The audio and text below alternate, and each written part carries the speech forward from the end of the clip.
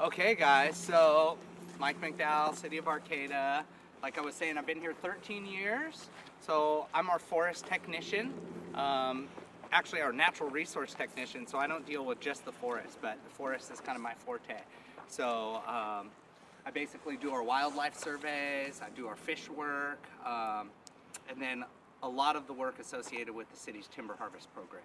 So we have a voter-initiated forestry program that came on in 1979, and we basically manage this forest for all the citizens in town.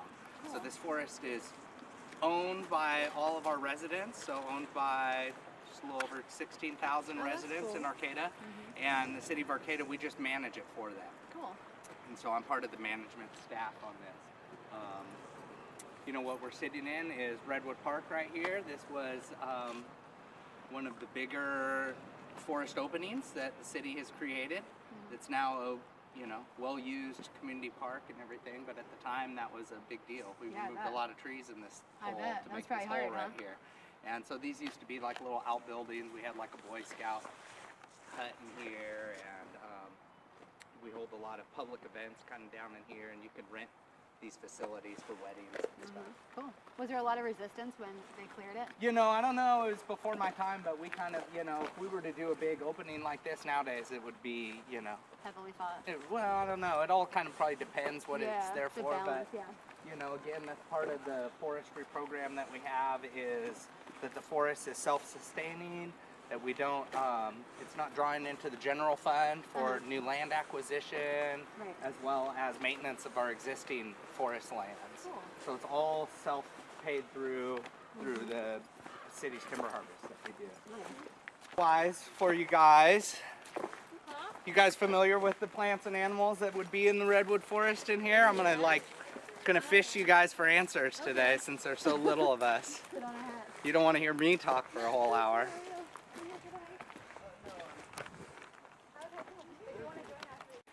You know, again, we're in a redwood-dominated forest, right? So these were all these forests were clear-cut over 100, you know, about 100, and we don't really have an exact date, but, you know, 120 years ago.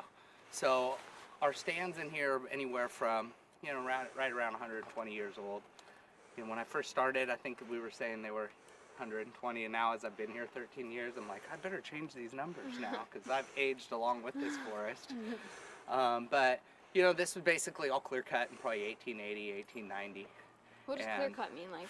Every tree cut down. Cut? Yep. Wow. And so you can see our old spacing from 100 years ago, right? So we had like, I mean, the old growth stumps are still here. So you had one over there, 2, 3, 4, 5, 6. You only had 6 trees in an area now that we might have 20, right? So these forests have come back a lot more dense.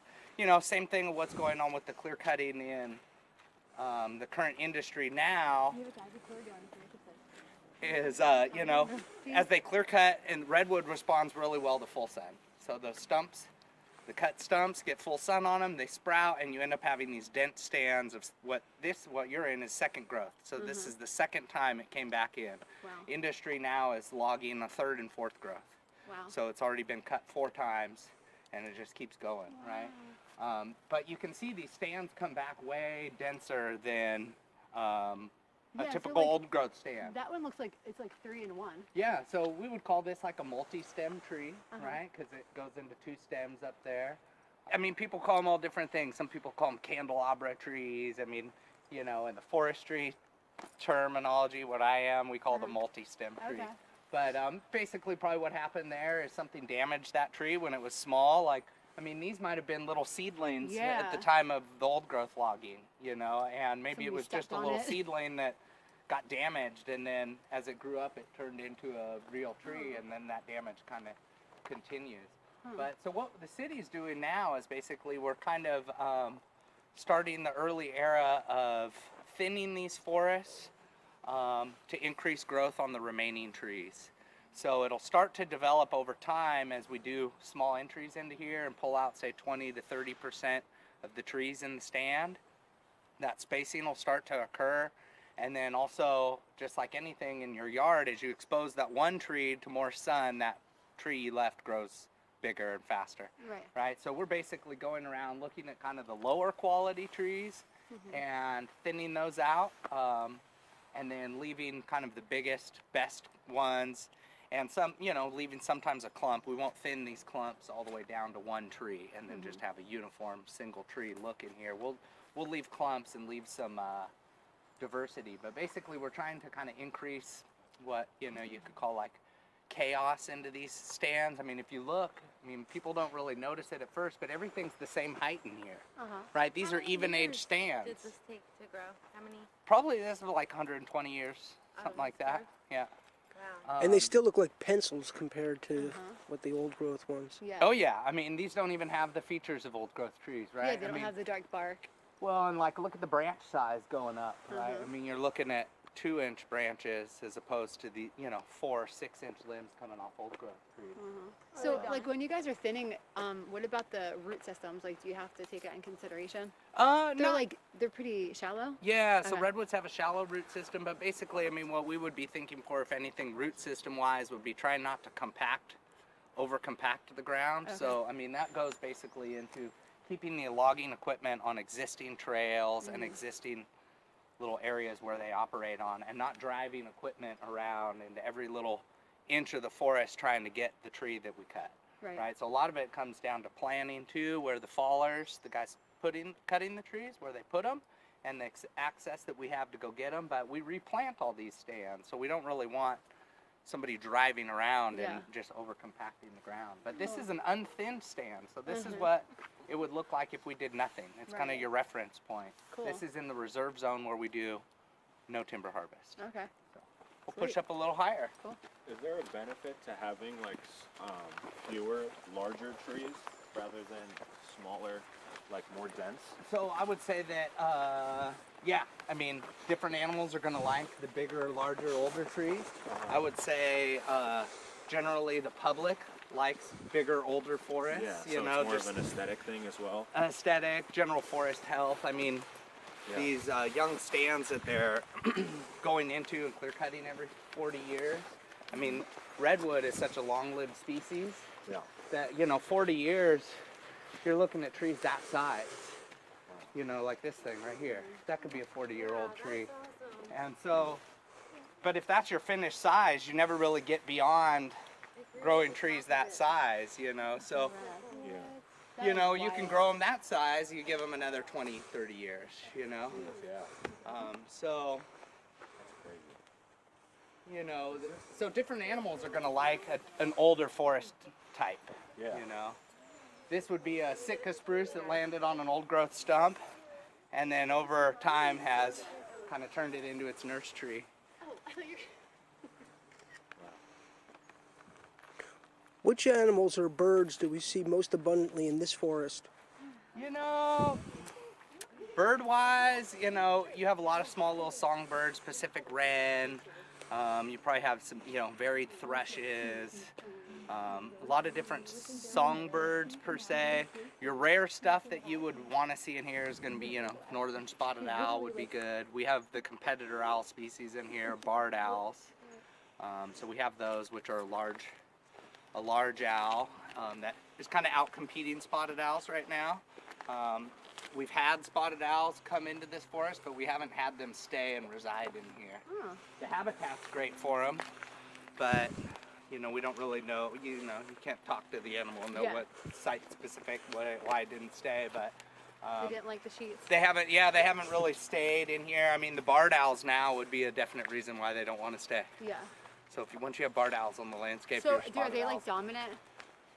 Yeah, so the barred owls are a little more aggressive, breed earlier in the year, eat a more varied diet. Oh, okay. And so it's kind of the combination of everything is starting to make them out-compete spotted owls. They're just like really So- easy to find a good spot. Well, and they're just, you know, spotted owls eat, say, 98% rodents. Yeah, I was gonna say, what do they eat? So if you eat 98% rodents and your rodent population drops Just down, your eliminates, your food source Right. starts going away. Well, a barred owl eats, say, 70% rodents. Wow. So they're eating What else 30%, are they eating? like salamanders, snakes. Oh, okay. I've seen some photos of them Fish? standing in creeks and eating Wow. fish. That's crazy. So, just naturally they're just out competing them. Yeah. And then by breeding earlier in the year, Or more versatile. well, they're like coming on in February with very territorial and protecting their stands that they're Oh, in. wow. So spotted owls don't come on until March. So by the time spotted owls are Yeah. now looking for a mate and trying to Right. find a new mate and have young, barred owls are already fully Yeah, they're like, "We good." protecting their territory. For sure. And the second a spotted owl hoots looking for a mate, barred owls are flying in and kind of Wow. harassing them. They're That's not really, wild. I mean, if my experience, I haven't seen them like attack and kill spotted owls, Right. but they But they're fly in intimidating. and they're kind of Yeah. like ravens and stuff. They fly in and start dive bombing and Right. hooting at them and Wow. basically making it so the spotted owl wants to leave that site and not come in. Wow. But this is kind of a cool spot. Anyone spot our old growth tree in here? Can you see the difference between the old growth and the second growth? I Like see that one one big right old there? growth out here. Like that one? Yep, you got it out here. So see I mean, they start to get these, and when we come around this trail, it should wrap around and we'll look at that tree from the other side. But they have a more complex look. Yeah. I mean, you look up at the top and the branch size is bigger. You'll see a lot of different, what they call reiterations, you know, where these branches are coming off at 90 degrees. You have a different bark look to it. Right. But, you know, our second growth in the community forest and stuff starting to get so big and so tall, like height-wise, I mean, it's not like towering over our second growth No, by any it's means. true. So they kind of start to blend in. And is like the difference in the bark, is that just because of time? And Probably. I mean, these will have that kind of look, that really like coarse. I would say it's time, you know. I mean, yeah. it's just like these second growth trees just, you know, I mean, the Yeah, you bark, can see everything it looks kinda so cracking. uniform, you know, it just hasn't really developed that. You know, that tree down there could be 300 years old. I don't really know. That's but, wild. Do bear come in here? you know, we don't have many bears in this 'Cause I forest. saw one up in on the way to Fern Canyon. I mean, one oh time. yeah, they're around for sure. And what we do have problems with, not in this forest because of the people, but redwoods now are killing, or bears are now killing redwoods. Oh. And so it's a new, kind of a newer phenomenon. Wow. I mean, I'm just throwing a number out there, maybe in the last 20 years. But they're basically going around and stripping redwood bark and girdling the tree. Wow. And so you start seeing a lot of redwood bear kill, what we're calling now as a term, bear kill, in your inland forests. There's no explanation of why they're doing it? Well, basically for a food source. So they're going around stripping the bark up, and then they scrape with their teeth on the inner bark and get a little bit of sugar off it. And so they hit this like preferred diameter size, like these small little trees. They don't really hit the big stuff. So actually at the city level, we haven't been affected as much as some of the industrial timberlands. Some of the industrial timberlands are having 40% of their redwood stands What? get Wow. knocked down by bear. That's wild. And so it's really What are they doing to prevent it? They're nothing. trapping and Yeah, yeah, killing just- bears. These are black bears? Yeah, black bears. Jeez, that's wild. Watch out for the... Yeah, there's your big banana slug. Banana slug. Is that why they have the? So again, you know, you can really see your Yeah. old growth spacing in here. Yeah. Days they would do what they call, you'll hear the term called fairy rings, which is basically like a ring of trees. I see one on that stump kinda there, like that. and on this too.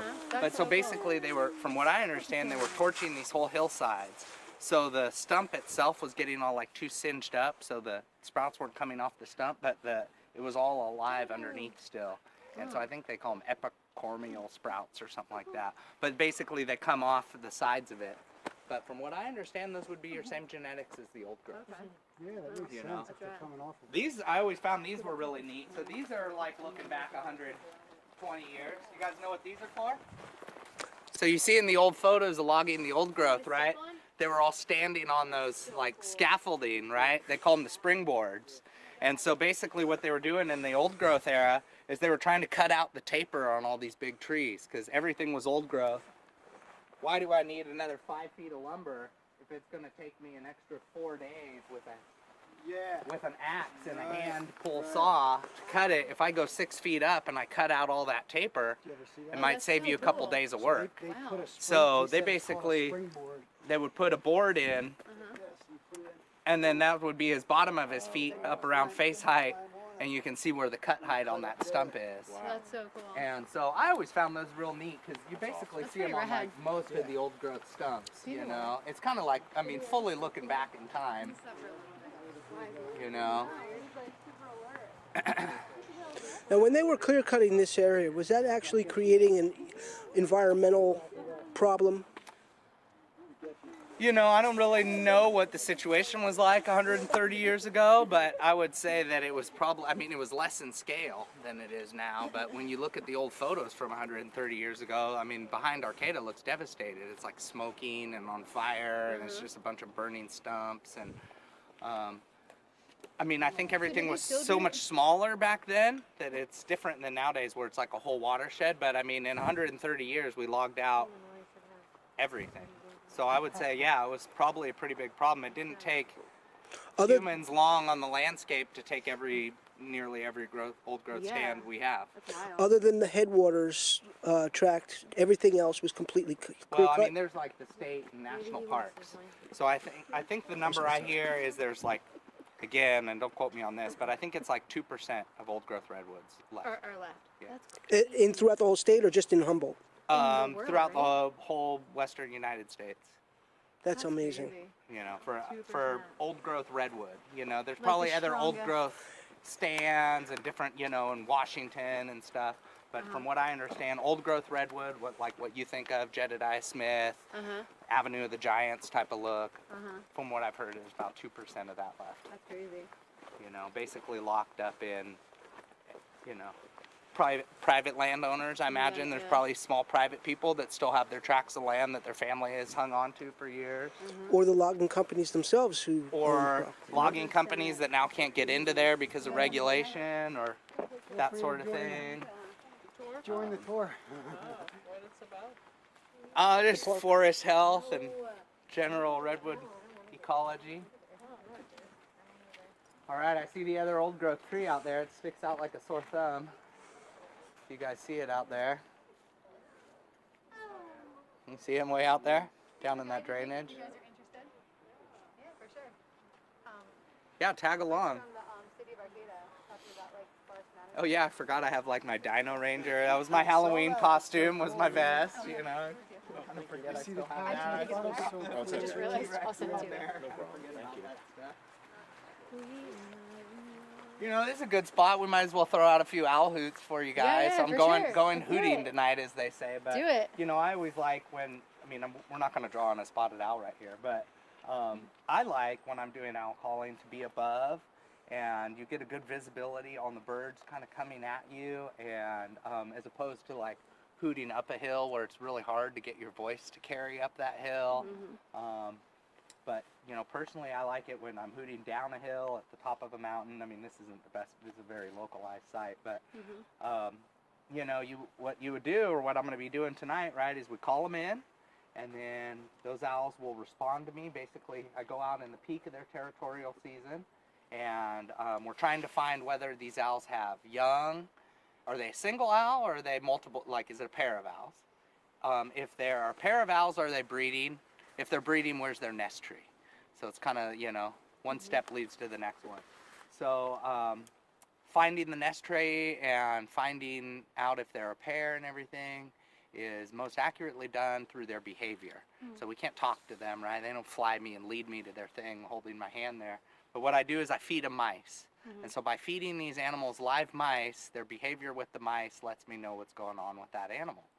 So, for example, we have, you know, 2 owls in here that are competing against each other. We have the northern spotted owl, which is a threatened species, and then we have the barred owl, which is not a threatened species, which is an invasive species. They totally occupy the same habitat, and they're in the same genus, but they're different species. So it would be like comparing, like, say, a dog and a coyote. Like, they're both canines, but one's a domesticated dog and one's a coyote. So these owls are kind of like that. They're both big, Strix genus owls, but one's spotted owl, one's a barred owl. And they look similar and sound similar, and they're starting to interbreed, which is bad for the owls. But tonight, for example, I will be going out somewhere similar to this, and we do the little owl hoot. Now we're playing them all on recording, so going back to the old school with the voice So hoot. who's- But who's save your voice, interbreeding? yeah, I save my voice nowadays, but I know, you know, is here's spotted what in we the would do. barn. We're gonna, Is spotted in we the would hoot barn? for it and listen for that owl to hoot back. So we would go, I'll do the spotted owl hoot.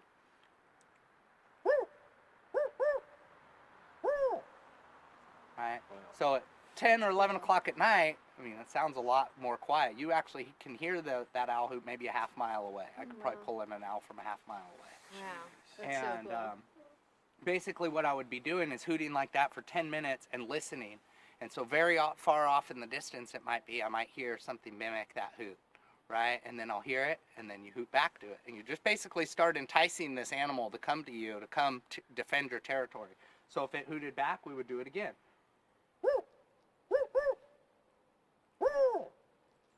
Right? And then that thing is going to wait a couple seconds. Boom, and then it would hoot back to me again, right? And so we start kind of interacting in the forest. That's so cool. Well, sooner or later, that thing's going to come to me and come fly and see who this other owl is in the stand, right? So this thing's going to fly over. It's going to land on top of this snag right here, or like on this thing maybe. They get pretty close to you, huh? Oh yeah, yeah. Really? And right, I mean, especially once they kind of, I mean, that's the bad side, right? Yeah. These animals are starting to get, what would you call it, like habitualized to humans now? Yeah, You know, I mean, yeah, they've been surveyed yeah. extensively since like 92.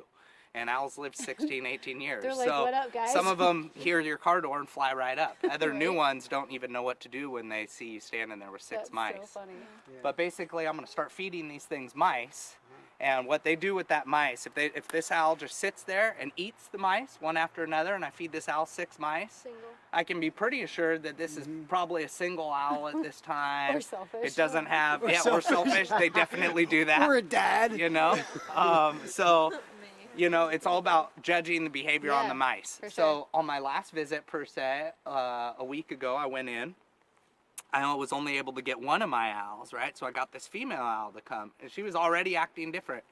I'm putting the mice in front of her. She's just looking at it and looking around the forest. She's wanting this male owl to fly over and feed her mice. Wow. You know, so although she met the definition on paper of non-nesting because she ate 2 mice, in my opinion, as the biologist that work with these animals, she's going into nesting. I mean, she didn't want to take Interesting. those mice. She wants the male mouse or the male owl to come grab her and feed her. Did you guys hear the owl call down in there, man? No. I thought I heard an owl down there. Maybe that was him. Maybe it was me. Have a good one, guys. You too. But so, you know, now it's all, you know, so right now it's prime owl season. Any of these clear nights, you're going to see trucks driving around with the quads on the back at 10 o'clock at night. It says Yeah. owlers, you know. But what's howlers, happening I now love is that. those barred owls fly right into that same hoot. So they have a similar hoot. We'll see if I'm not that good at doing the barred owl hoot, but theirs is a 6 note as opposed to the spotted owl's a 4 note. So they're like, That's so cool. so it's like a barred owl one. So do you guys like train for that voice? Or No, it's not just- really. okay. I used to just drive around in the car and look like a crazy person hooting in my car to myself. As a born hooter. But, you know, and again, all of us have different hoots. You're like, Yeah. oh, yours sounds really good, you know. And then they also sound fun. You know, it's different to hear them further away from you. Yeah, I'm like sure. standing next to somebody sounds different than if that came from around the Right. drainage and you're like, whoa, what? That sounded kind of realistic there. But so that's, you know, kind of the name of the game with the owl thing. You know, and then you know, if they start grabbing these mice and flying them somewhere, that's how you find their nest trees. And So, so then that's you guys are just walking through the forest. yeah, following them? usually just me. So Running. no, you just watch them, you know, like they might fly. It's all about pinning them down over the years too. Okay. Once they find their zone, you can kind of go back to the same areas every year. But you know, it's watching them grab that mouse and fly all the way out there, and then get out there and feed them another one and kind of leapfrog it, you know, until you find them. Hey guys.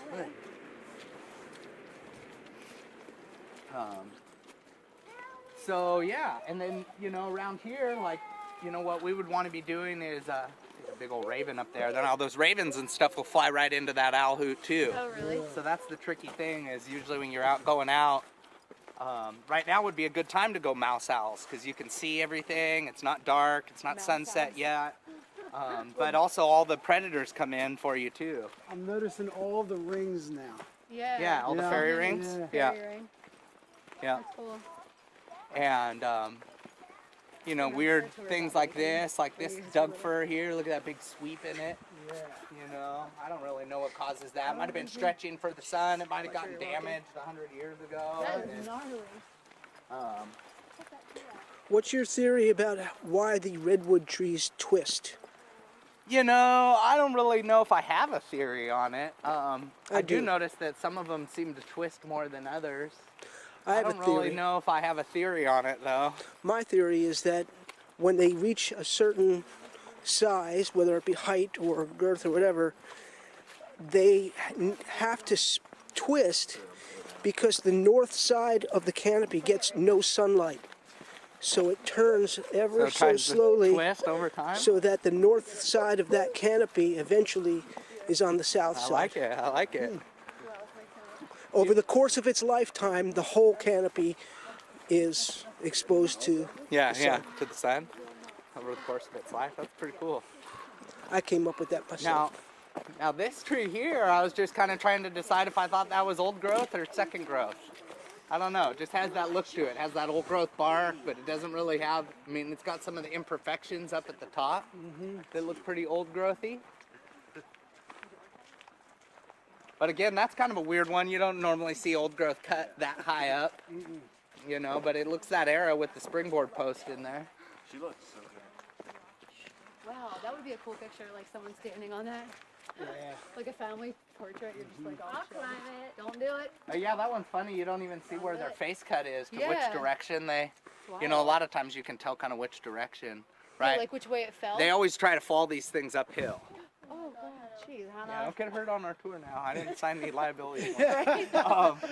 But you know, most of the time they're trying to fall these trees uphill because it's so much less distance for that tree to fall, right? If you were to fall it Right. down a hill, that It would thing goes just keep screaming going. way down the hill, and then it hits the ground and explodes. As opposed to up the hill, it cuts down a lot of that distance a lot more. Oh yeah, you're shaking the top of it. I am? I could get up there if I... You want to do? But coming back down, it's I a whole wonder how many different. people have actually. I mean, this tree's probably been climbed so many times, like Yeah. right on the trail like that. Oh heck yeah. Guys, I swear I could. Now, what kind of animals? I've already asked that question. What would we have seen animal-wise? I think I asked you what we see now. Well, we, But you what know, would in we the have old seen growth era, 200 years you're- ago? Yeah, you know, I really don't know what. Were there mountain lions in here? Oh, they were And probably mountain lions. what You know about what I did elk? hear when I was at HSU is that Native Americans were probably actively burning old growth understory. And one of my teachers at HSU said that they think of that because a lot of the lightning season here on the coast is occurring during the wet season, and how would these coastal forests have burned during the coastal wet season? Now there is some new talk of fire regime being much more frequent on the coast. They've been talking about these things in like the Redwood Science Symposium, and maybe these were like inland fires that were spreading toward the coast and actually came toward the coast that way as opposed to just starting on the coast and working inland. So there is some new science coming out on that, but they were saying that Native Americans were probably burning the understory in old growth forests to encourage new shoots and like young plants to come up that they could collect, and Wow. different cultural, you know, things that we're using different plants for, as well as to open the visibility for hunting deer and stuff. Because Amazing you know, to you know go that. into Jedediah or some of these ones that have a thick understory, and you can't, you know, you can't even see. It's Right. just huckleberry face high, you know. there was but- probably just no way to even traverse through the forest itself for people. They had to. I mean, yeah, Get it's rid of- brutal. I've only Yeah. I've Yeah, only to, worked like, in the actually old growth walk a couple through it. times, and it's pretty brutal. Just like crawling over a downed log is like, bet. I mean, well, the thing stretches out 300 feet, and you're like, where am I getting around this thing? Well, I've heard. 440 You by the know. way. I've Oh, heard. thank you. Yeah. Appreciate that. I've heard that these forests, not necessarily this particular one, but more raw type redwood forests, are the most dense forests in the world. I could see that. And they also have like probably some of the most standing carbon and stuff all locked up in them. You guys know these are one of my favorite little flowers. There's a grove of them here. I was trying to find. You guys know the trillium flower? Yep. See these white ones? Trillium, Are yeah. the valley Different? poisonous if you eat them? I've never heard those called lily of the valley, but there is another plant called false lily of the valley, so maybe these are also generically called lily of the Probably. valley. But those are a cool one. I had a teacher dig one up that I later harassed about his collection permit. There's one here, and he said their root. I don't know. They sliced open the root or something. Had it 72 years old for one of these trillium. But they're pretty cool. So there's two types of trillium. There's the common one, and then there's a giant trillium that I think the giant doesn't have this little stem between the flower and the leaves, and that flower will sit right on top. But they're kind of, you know, one of the first flowers of the the redwood forest doesn't have a ton of flowers in it. What makes them like so able to like exist here? Is it some kind of different? Yeah. Yeah, I don't know. That's cool. You know, but the redwood plant community isn't like that diverse. You know, I mean, we're Lots of looking around ferns. right here. We probably have like 50 total plants in the, maybe not even that many in this Yeah. whole zone we're looking at. And all of, I mean, it's kind of like when you do botany work, once you get down your redwood plants, I mean, they don't change too much. You guys got your sword ferns, which are the real common ones, have all these little spores underneath. Oh yeah. You have your lady ferns in the back that tend to like the more Real feathery. more stream base. You know, your redwood sorrel, the little clover. Oh, is that what that is? Yeah. So that explains why the shoes are called sorrel. Yeah, maybe. You know, we that's build a called lot of our sorrel, benches like out the of boots our that he's holding. local wood chunks. This that is sorrel. Like the you can boots actually have on. eat this, but I don't eat the stuff near the trails because they've been Yeah. peed on by dogs. Creepy. So if I eat stuff, it'll be in a little bit. Not the roadside. Stay away from your roadside plants for chewing. You guys got all your springboard posts, man. I love seeing those things. It's like looking back right in time. Yeah. And you know, in a lot of those old growth logging things, you'd see the guys and they're standing there with these bottles. And I used to think, how are these guys drinking whiskey and cutting these big trees down? Well, one of the loggers told me, no, that's oil. They would pour it on the saws because this was all hand pull saws, cross-cut saws. And so when they're standing there and they all have these bottles with them that just look like some old black whiskey bottle, they're pouring that oil on. Keep it nice, lube. Yeah, and then also like you'll see buckets. Like you know how they would drag the logs with the oxen and stuff? You would see these buckets laying on some of the trails. I've heard that was bear grease. And so they were actually greasing some of the skid trails from what I've heard. Did they have some sort of skid, or did they flood this area to move the trees So down? they probably didn't in this track, but they definitely did that, where they would basically that's create cool. huge log jams in the rivers and then just kind of release them and blow them up. I don't know how they'd release it, but come winter time and just create a whole huge, massive thing of logs going down the river. And here's going to be our back side on our old growth tree. We'll see who spots it. I always try to get the young kids to spot the thing. All right. What was the question? Where's our old growth tree? Right there. That's a stump. Doesn't count. That one. Doesn't count. This one right here. There it is. Oh shoot! Right. Yeah. So you can see all the complexity that the old growth has that our second growth just, our second growth just hasn't had the time to catch it. I mean, you look up at the top of the thing, half that tree's blown out, right? There was probably another whole 1/3 of that tree going up into the sky at one I time. love that bark. Yeah. Look how. But look how much, I know. mean, so It's much just like- complexity going on at the top, how wide that top is, Yeah. the branches coming off, the size of the branches midway down. So they just have a lot of complexity that our young stuff, even though these are 130 years old, they're young, Yeah. redwood years. So That the is one so right in front wild. of it with the moss and no. That's a Douglas fir. Yeah, the fir That's here. younger. Oh yeah. And then this one's like older than So the this, in the this- middle. I mean, I wrote, these are probably, these redwoods in here, you're probably, 100 to 130, something like that, somewhere in there. What's the old? And then growth? that fir, that old growth, I mean, really, I don't know, can't put a year on it, but I would say maybe 300. I mean, Which means it's still a sapling in redwood. Oh, yeah, terms. yeah. I mean, redwood old growth can go over 1,000, And where are but those? That's still a in the- I think twig. those are like your Jedediah Smith occasional, Yeah. but from what I'm no Yeah. diehard redwood expert, but, Right. old growth can be like in that 300 to 500 year range, And if it wasn't for certain people like, I guess, Jed Smith and the other conservationists from down in the Bay Area, as well as Lady Bird Johnson, Yep. these trees would be completely gone. 2% wouldn't Yeah. even be left. Oh, you're Probably. so right. Yeah. Yeah. These are kind of a cool plant. You don't see these too often. See these ones with the big leaves on them? These are pretty cool. Oh yeah. Like Skunk open- cabbage. What is it? Skunk cabbage. Wow. When you walk That's through cool. it and stuff, it smells very skunky. Huh. And put off a big yellow flower. Native to Humboldt. I wonder. I wonder. You know, these are kind of a cool fern. You don't see these around on everything. These are called a leather fern. Huh. So they kind of look like that sword fern look. Yeah. But they have, in the center of it, has like this big finger. You know, it's like a middle finger or something. Cool. But they grow on downed logs. So you don't really see it just like growing in the forest floor. So you really key in on the habitat. You know, just like Yeah. anything, it's all about its habitat, what Uh-huh. its habitat likes. So they like the downed logs. Is the fern living off of the decomposing wood? itself? Yeah, probably like the nutrients and stuff in there. Kind of, even though you'll hear people call those, you know, nurse logs and stuff, because you have these, whether it's another tree or a different plant or something attached to it, and kind of.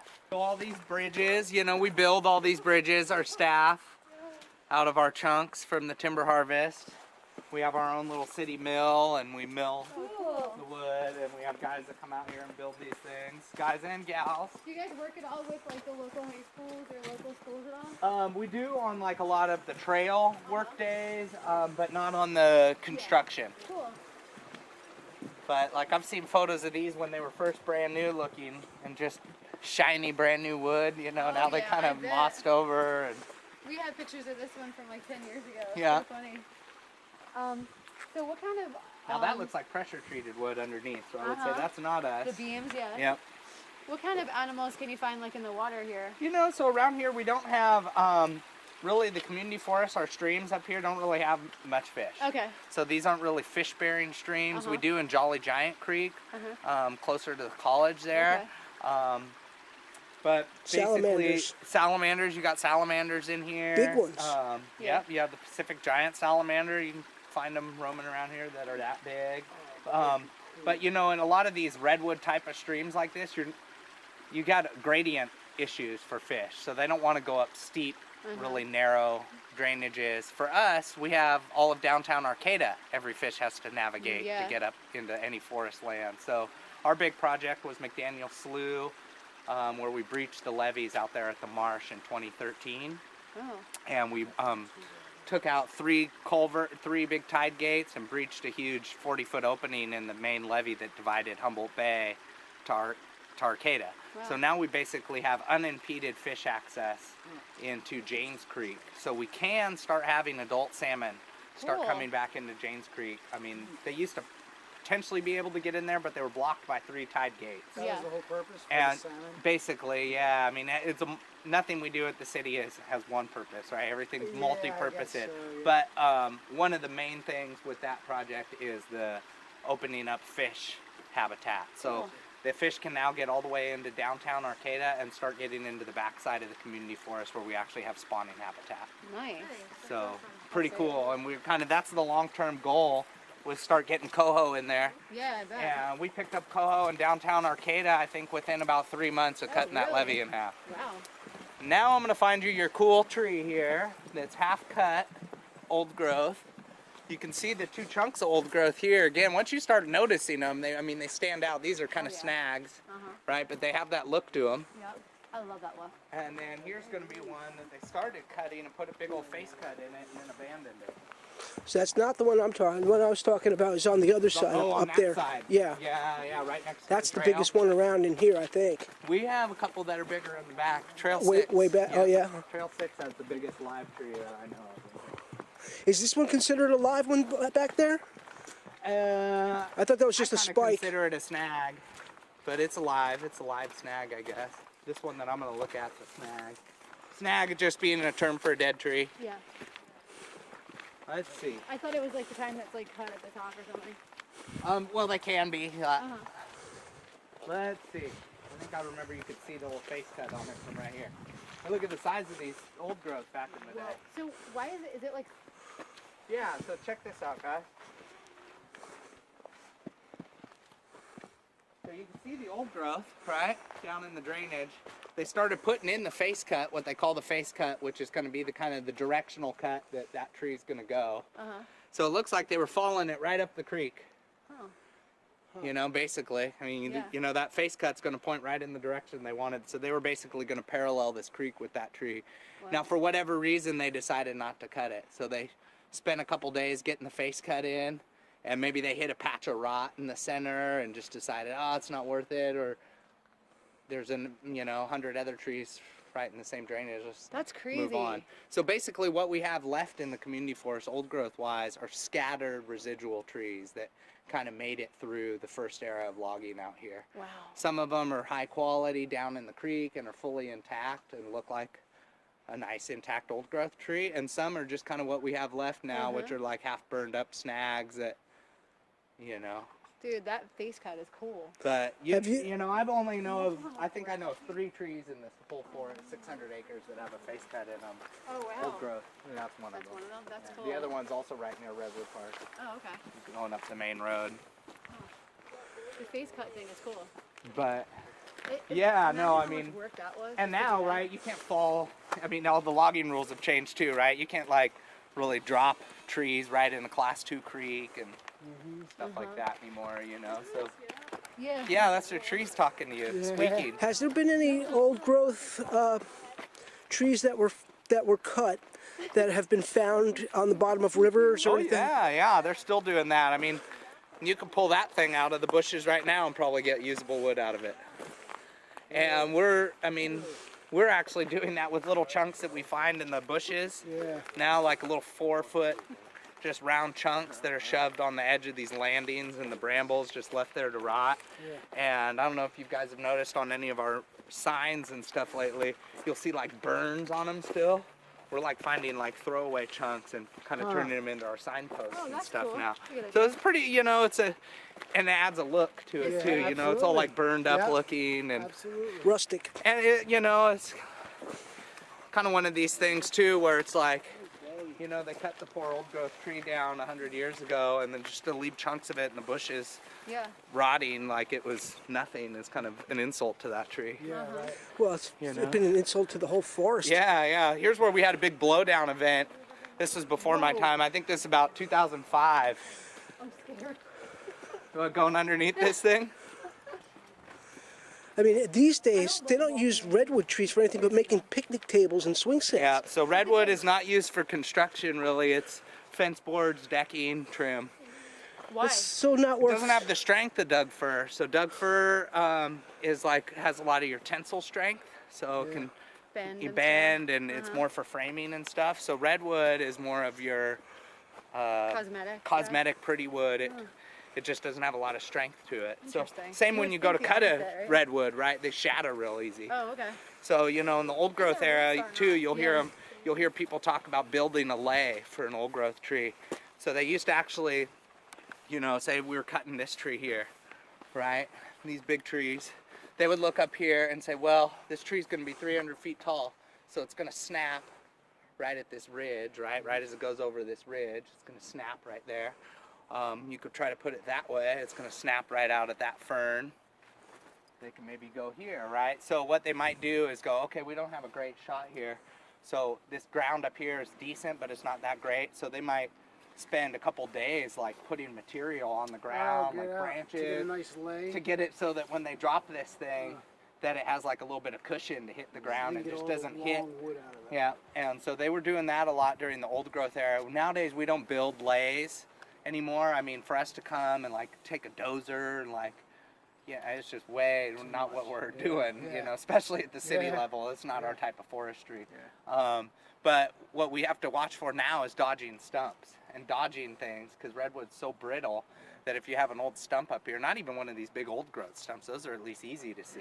But if you have like a knee-high Doug fir stump or something, that can just snap a redwood and break it. So you're always kind of looking, Never if this thought were our about that. tree, you're always looking at where it would go. I mean, for our thinnings and stuff, that's part of the art is Yeah. Knowing where you to send can it. you can know, oh, this is the tree I want to cut and put some paint on it to get it cut down. But if you don't know where the guy's going to put it, you might have just made a big mess. Right. Yeah. Right? So you painted it with blue. Okay, this tree's going to get cut. But you didn't look around and have any sense of knowing where the good lay for it is going to be. And now the guy goes up and says, oh, that's my tree I have to fall. Well, I'll dump it down the hill and down here. And then it, blasts a bunch of stuff. Yeah. Oh, I didn't know it was going that Ruins way. the whole So tree. part of the art of like these timber things and thinnings, thinnings especially, clear cut's easy. You just cut everything in between your Yeah, flag line. I right. mean, it's not rocket So do you guys science. work as like a team? Like Well, looking it's out? just me and my boss, but Okay. basically it's every tree is evaluated at the Yeah. time because you don't want to take trees that are going to create a mess with some other, or hit stuff that we want to retain. Yeah. You know, so Makes sense. we're trying to retain a lot of younger trees because that's our future, right? Is these younger Right. trees. So if I come to this tree and this is maybe one that I want to cut because of this, that, and the other, but it's also everything around it is like a nice young stand. Like it might just be more worth my time to go, you know what, let's leave this tree. I don't want to mash everything around it for this one tree. Let's Right. go cut Go this that tree way, yeah. instead, and it avoids everything. So everything is a tree by tree basis, you Cool. know. Do you know approximately when the clear cutting started? Yeah, I would say like I mean, the numbers I hear is like 1880, 1890. Oh, I didn't think it was that late. I thought Yeah. it was much earlier than I that. mean, again, I'm no like, I'm Being our that the city gold forest rush started, tech, but, being that the you gold know. rush started in 1846 or 7 Well, or this something. was, or a red gold, from what I understand, right? I think they called this the red gold. Yeah. I guess they saved this for Originally, last. They came in here, well, they came in, and gold mining, they were all going into the Trinities and stuff and pushing through the coast. And then they realized the money wasn't inland in the, The big dog. you know,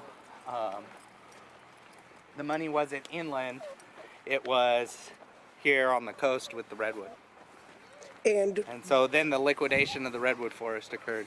yep, I guess that was after they already killed off all the marine life. Well, and then you had the earthquakes of San Francisco, a lot of that rebuilding of San Francisco Well, was and on the the back fires. of Mendocino and I guess it was the Humboldt County. earthquakes that caused the fires. Yep, exactly. But that must have been amazing. The So I think original that's San Francisco like, when must was have that, been 1904, I want to say? yeah, something like that. How often do trees fall? Like, how often do you guys have to like come in here and get them out of the You know, trail? so I heard this winter that we couldn't get 5 minutes down the road before another. But we don't, these big second growth trees like this and Yeah. stuff, they don't really fall over that much. Yeah. It's very rare that we have reports of a big second growth, but you get like the smaller stuff and the alders, these little alder trees around the park The here. wind takes that them kind of mostly, stuff. right? Yeah, well, and it'll get heavy. This year we had snow on the The coast, snow was wild. so we had like a lot of blowdown. When's the last time it snowed here? I don't know, but we have some historic photos of snow on the plaza. Some pretty cool stuff now on our website, like these story the maps. city of Arcata? Yeah, well, they show like the first laundromat in town, and Oh, it was wow. like where 101 is right now, and it's like a Wow. lady with her bucket, and it's Oh, like this is shit. the first laundry. It's just, so we pieced together all these really early Arcata photos that we could find, and then made Neat a GIS map where you can click on that photo and know right where Wow. in Arcata this photo was taken right here. That's cool. And then we have some other, this other thing where you can like drag a bar across the screen and your screen changes. Oh. So you can just watch the development happen, so That's it's like cool. divided in the middle, like, 1940 or something on one side. and then like 2010. 2019 on the other side, and you can just drag this bar and watch like the That's bottoms so like get cool. developed and downtown Arcata and all the, the treatment marsh get put in. I always thought the treatment marsh was was like, just always well, there. I thought it was, no, not really always there, but I thought it was on ground. That was on the bay. They like, Wow. It was a filled in. dump. It was a trash well, dump. we had the dump out there too, Mount Trashmore, which, is like right in that grassy field at the marsh that most Wow. people don't know. That was the city landfill, That's crazy. which I've heard was, it's not a landfill like you think of. It was an open pit in the ground with like burning tires and paper. But yeah, so I would recommend checking out our, Yeah. Maybe we can like fish people over there. Yeah, it's kind of cool. I as a history guy, Yeah, I kind of you love love that looking stuff. around on there. We were we had a cleanup this weekend of the Mad River, and we were in the Lager Bar. Yeah. And the pictures in there, if you've seen them, they just blow your mind. Yeah. The guys inside Yeah. the tree, they're just like Yeah. this little person in this massive cutout. It's like rad. Here's your next Yeah. sign. I want to. There's your next sign. Oh yeah, there you go, totally. Yeah, and actually right here where we're standing is one of our most famous kind of forestry plots we have in the community. We have two plots, both of which are in this area, I could say, but it's when this famous forester came over and took some early tree measurements in here, and this is one of the zones he studied, right where we're where the park is and everything right Is he now. photographed? So he's photographed on site, and it's described as the Arcata Park. And we came across these photos at Berkeley, I think Wow. last year, and we were like, oh wow, those are probably our earliest photos of the Redwood Park area. And on some of our trees right in this zone, you can actually find the markings they did on the trees. And we don't really talk about it too much. We don't want people vandalizing them and stuff. Yeah. But It's more you of know, like a it's low-key- yeah. I mean, we took a couple classes up here, and everyone looked around at Cool. them and stuff. But it's So another do you guys little have neat like an piece of affiliation history. with Berkeley? Does HSU have an affiliation? No, with I think it Berkeley? was because of this. I think his name is Metcalf, and so I think because he was studying all over. I don't know if it was just California, but since he was studying all over, his, I guess, publications Wow. are housed down there, That's rad. and some of his forestry work. It does. I know it does. You That's never good. know what you run I think into it's just at this exhaust. parking lot. Oh yeah. That's just fuel exhaust. It did for Exhaust of For a some second, sort, it smelled you know. great. Then it turned into But- fuel exhaust. nostril. It's like biting the teeth. We're like, Yeah, is that what it is? So I have to run, guys, but that here was we'll cut great. across the park to where our Cool. cars are. You guys have any questions? Maybe you guys like I Yeah, it didn't, was awesome. Thank you. you know, any